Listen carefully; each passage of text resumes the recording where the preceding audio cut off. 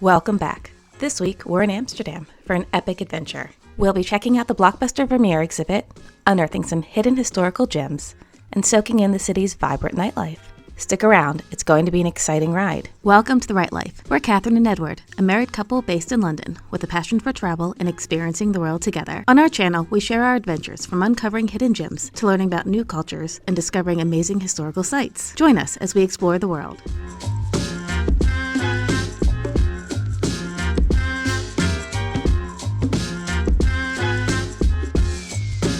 Like most trips, we started out at Heathrow Airport, but this time was the last time we would have access to the first class lounge, so we took a walk around for a final look. Ready? We gotta go. Are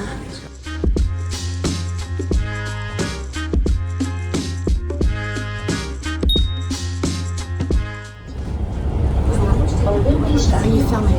Yeah, slumming it on the bus. What was I doing on the bus? Slumming it on the bus. I am slumming it on the bus. Every once in a while, Edward's backpacker comes out and he says, "We are taking the bus." Yeah, the bus goes straight to our hotel and it costs €6. Yeah, that too.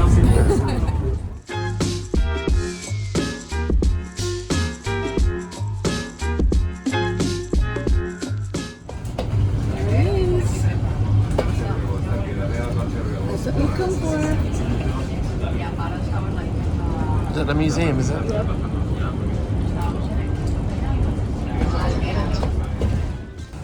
Outside the Van Gogh Museum.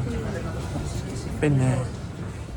Right, just got to our hotel, the Espresso Inn. Let's see what the room's like. Happy? It's a bit dark in, it's a bit dank in here, isn't it? Who left this coat here? I mean, did you throw trash on the This floor? is where the... No, I didn't. What trash? Behind you. No, I don't know. Oh my word. It's a small Kermit. It's a micro hotel. Looks clean though. It's a good thing. Yeah. See what like the view's like. Do you have a view of the skips or the view of the street? The street, it's pretty. Oh yeah. Right. A TV that comes out along with an HDMI cable. Maybe we can watch Eurovision. Why's your flashlight on? I don't know. Right, let's go.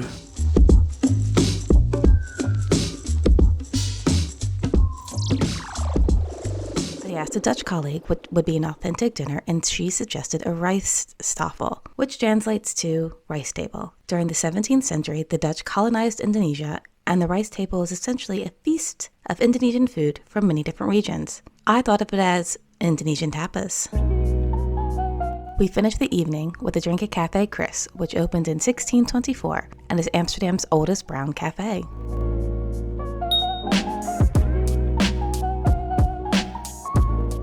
Right, today we're at the world famous Rijksmuseum and we're here to look at the Vermeer exhibit, which should be quite interesting and fun.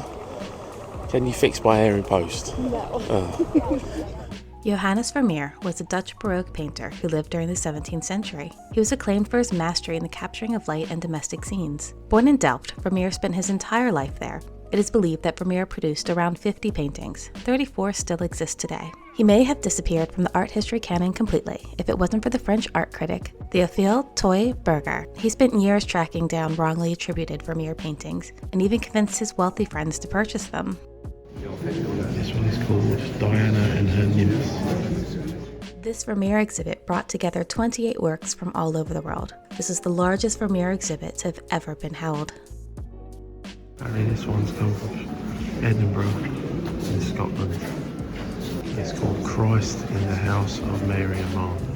In this painting, it is thought that the man on the left is Vermeer. This is because it was fashion for artists to paint themselves looking out at their viewers. This painting is called the Procuress, and it is a common theme in art, mercenary love. Here, an old woman oversees a soldier handing a young woman payment for services about to be provided. You see, it's absolutely mental in here. It's not like you're getting a tranquil space to look at the paintings. You can just see how many people are here. Maybe they should have controlled it a bit better. I mean, we've got time tickets, but Feels like it's been a bit of a free-for-all.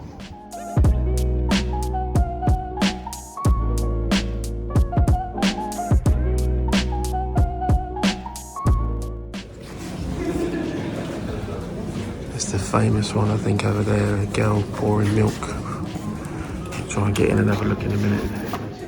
So this is the milkmaid one, isn't it? In the bottom right-hand corner, Vermeer had originally painted a fire basket, and across the top there had been hanging jugs. These were probably removed not to distract viewers from the milkmaid herself.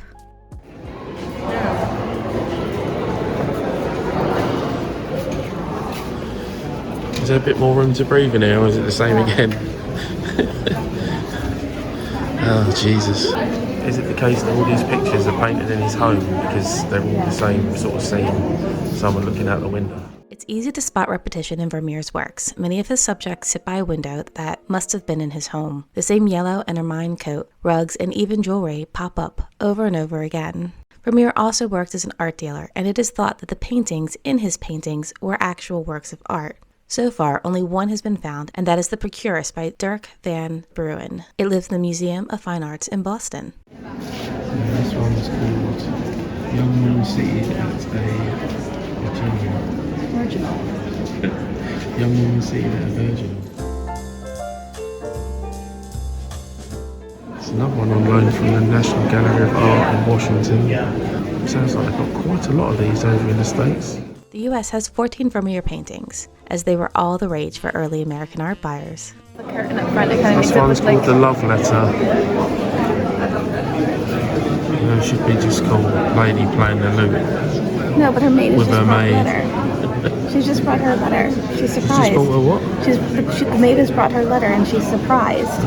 But if you look in the back, they think that because it's a seascape in the back, that her lover who wrote the letter is at sea. So these two are on loan from the National Gallery in London. The first one is a woman standing by a virginal again. And then the other one's a woman seated by a virginal. So this one's called The Geographer. And apparently it's a companion piece to this. It's in Dubai. The map maker in Abu Dhabi. The map maker in Abu Dhabi.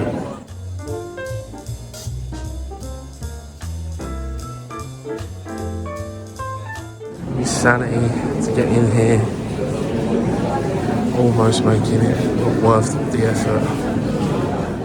One line of his work is quite clever. Obviously they've had to make them a lot smaller to fit on the wall, which is unfortunate. You can hardly tell what's on the wall. We didn't see that one, did we? So that one's here, that's missing. Yeah. I think that might have been the concert. This is the one that's been stolen from the Gardner Museum. The one where the person's wearing the same clothing, so that one there, that one there, that one there, they're all done within a year or two of each other. Obviously that's the most famous one, the girl with the pearl earring. Yeah, they took her back on the 30th. All the other ones are here, like she's not here, the girl with the bell is not here. This one was in Vienna, so we'll see it this summer. It should have went there. So here's I didn't see this one either. Map maker. The guitar player. They should have blown these up and done the whole wall, shouldn't they? I just finished the Vermeers and we just walked into something called the Asian Pavilion.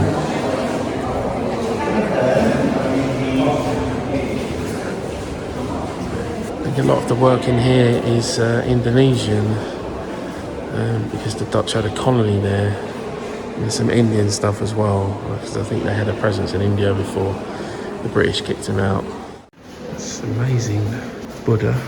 He's Chinese. He's from the 12th century. He's painted in gilded wood.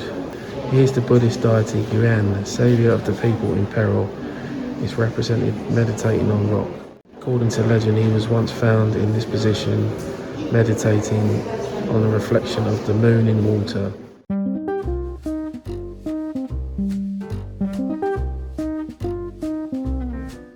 found all the medieval art.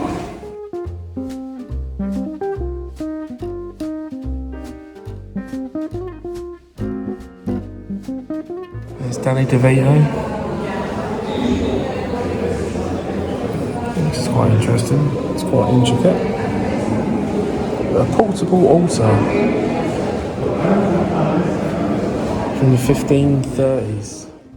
St. Lawrence appears incredibly calm as he is roasted alive, and St. Vitus almost appears to be bathing instead of sitting in a cauldron of boiling water. I just find it all to be so depressing. What did you do on your mad trip to Amsterdam then for the weekend? Well, we had a couple of beers and a rice table on Friday night. And then Saturday I sweated it all out in looking at Renaissance art, which was nice.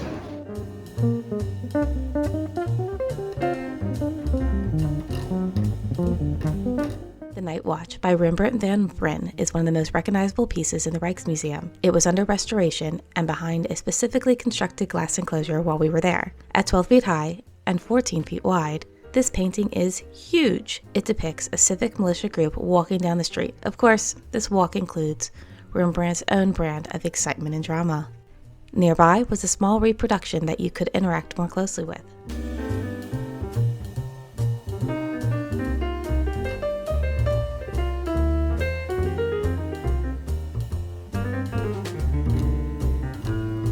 The Kuipers Library is considered to be a hidden gem within the museum and is the oldest art history library in the Netherlands.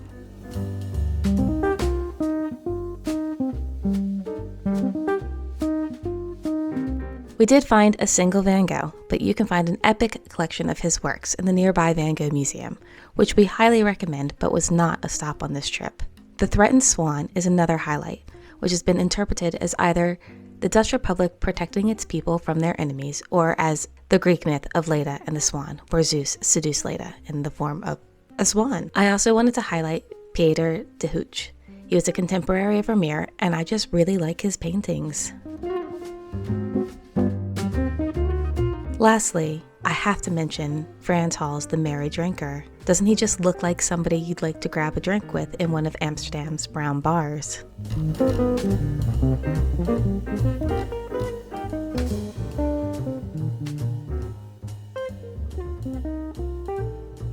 It's a little windy out here, but we've just come out of the Rijksmuseum and we came here for the Vermeer exhibit. It was fantastic. There were a lot of people there, so you had to be patient and wait, and not everybody was. There was actually one very short, older French lady who just kept shoving everyone around, but then she's taking all of her pictures in black and white, which I don't think is what she meant to do. Knowing that Vermeer is a Dutch painter, that his works are very old and they're very delicate, and it takes monumental effort to borrow paintings from other institutions, that exhibit is never going to happen again. And I'm so lucky, feel so lucky and so privileged, not only that we managed to get tickets, because that was effort, but that we got to actually come to Amsterdam just to see some paintings. Yeah, they had a painting from Japan, and they had all the ones from Germany and the US and from England. Absolutely amazing exhibit. The rest of the museum. The US, wasn't there? Yeah, there's a lot of Vermeers in the US, and it's interesting to know, although it wasn't here today, the first Vermeer came to the US. And what did I say, 1898? Something like that. 1897? And it was bought for the Metropolitan Museum of Art, but it's not in the display. Here for $800.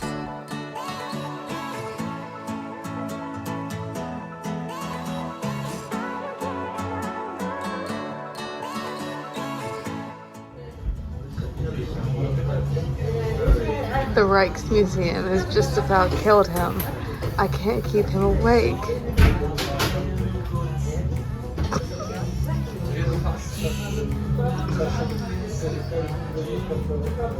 How are your feet? It's killing me.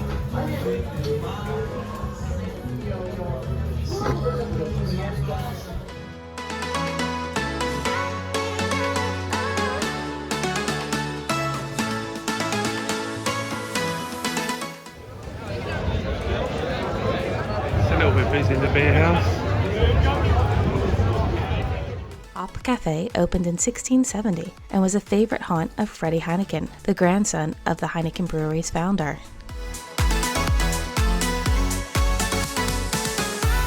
What kind of car is this? I don't know. It looks really efficient for getting around a busy city. Yeah, I bet the bloke who drives is a right smug bastard though, isn't he? I could park his car anywhere. It's electric or whatever it is. It does 8,000 miles to the charge.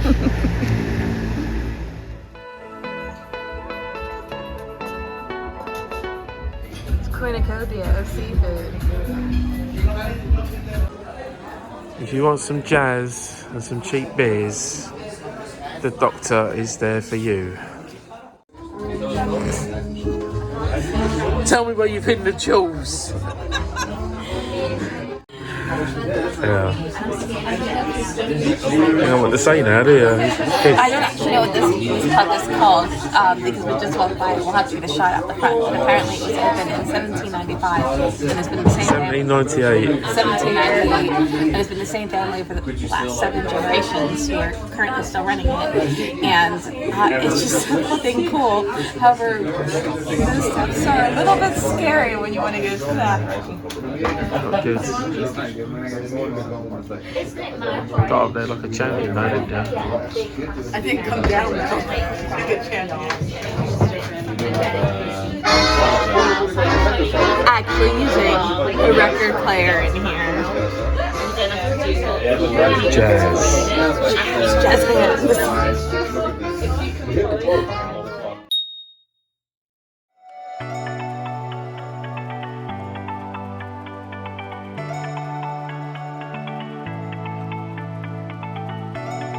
The next morning, we stumbled on the hidden Fay de Yaren and had breakfast while watching the world go by on the canals.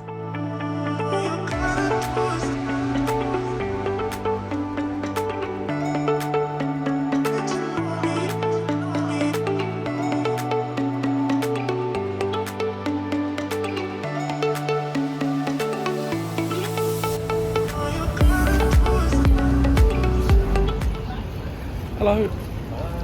We're in Amsterdam. Just had breakfast. Now we're going to the Rembrandt house.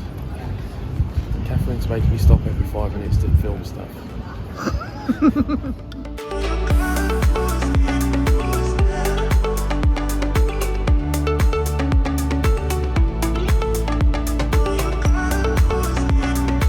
Rembrandt is one of our favorite artists, and we couldn't pass up a chance to visit his former home. He was born in 1606 and opened his first studio at the young age of 19. In no time, he was one of the primary painters for the Dutch royal court. Rembrandt soon moved from Leiden to Amsterdam and married a woman called Saskia. They then moved into the house that we are now exploring. Despite early success, Rembrandt's later life was full of tragedy. Only one of his 4 children survived until adulthood. Many portraits of his son Titus can be found around the world.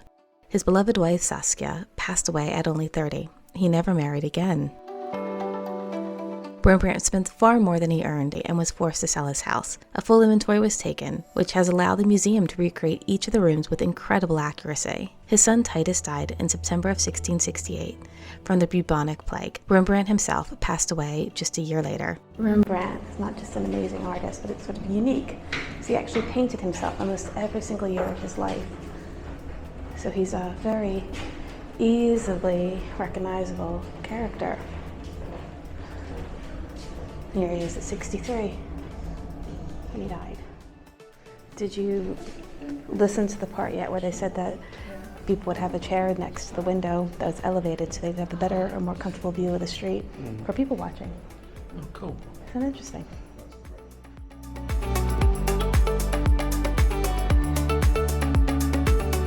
His workshop was filled with all manner of objects that helped inspire his art.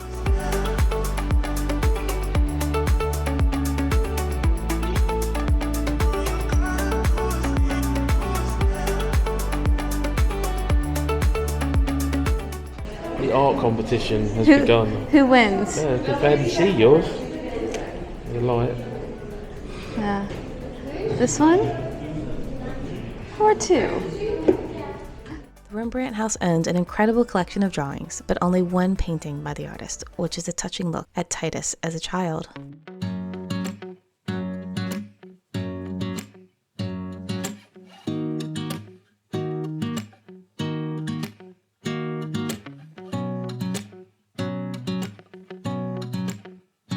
Our next stop was a real hidden gem, Our Lord in the Attic Museum.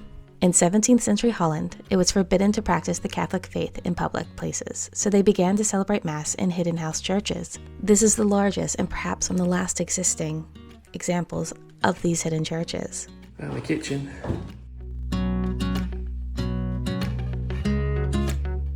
These 16th century tiles show children playing. This was just adorable. Oh, and here's an elephant. And the ones here show people. And we've got some on the chimney. And they show animals. This is the kitchen. Sorry, talking to myself. All of these plates and different bits of pottery, this was all found underneath the house as they were excavating it in a cesspit, which preserved it. About done with these steps, Amsterdam.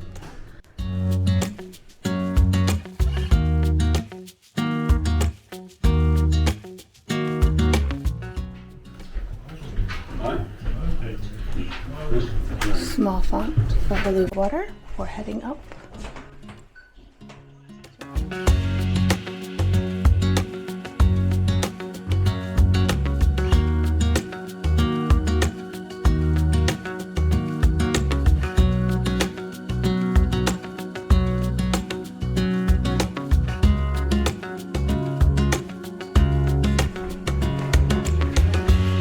This purple because that's what it would have been in the 18th century. They basically cut the middle bit of floors out of 3 different homes in order to create this gallery and have this secret church.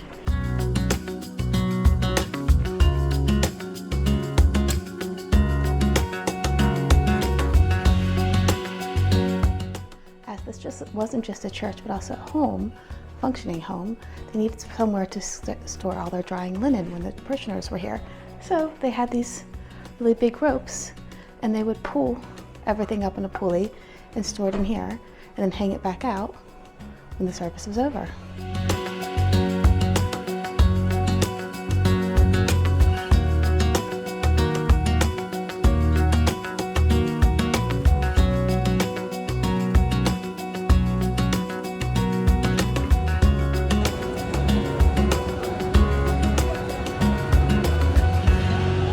Alright. Damn square. Damn square. Thank you so much for joining us on this jam-packed weekend in Amsterdam. If you enjoyed the video, please don't forget to like, subscribe, and leave us a comment below. There are more adventures to come.